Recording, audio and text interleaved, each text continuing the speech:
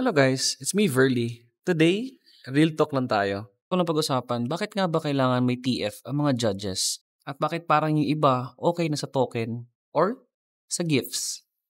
Yung experience as a performer, artist, dancer, dala mo yan sa lamesa eh. Ayun, being a judge, hindi lang yan nood, hindi ka lang nakaupo sa isang lamesa. You're there to observe, to evaluate, to give credibility to the competition, and to decide. Kumbaga, ikaw yung basehan kung sino yung mananalo or matatalo sa isang competition. In short, hindi lang siya role, isa siyang trabaho. Alam ko guys, medyo sensitive yung topic na ito. Maraming organizers ang possible mo offend or magre-react. Pero hindi ito rant. This is just an awareness. Okay. Kasi meron talagang competitions na laki ng production, lights, sound system. Pero walang budget for the judges, even the allowances.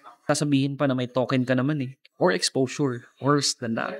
Man, yung mga dancers na yan, sobrang-sobra na exposure na na-experience yan during the competition time. Sa mga organizers, this is not a demand. It's a reminder na to respect the people and to value the people, especially mga tao na tumulong na maging successful yung event ninyo or maging legit yung competition ninyo. So yun, kung agree ka sa opinion ko, you can share this video. Let's create a better standards together dito sa Zamboanga City, especially sa dance competitions. So yun lang guys. Thank you. Bye-bye!